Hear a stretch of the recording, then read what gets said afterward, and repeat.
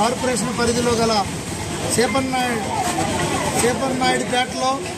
దాదాపు ఒక 25 మంది వైసీపీ నుండి వచ్చి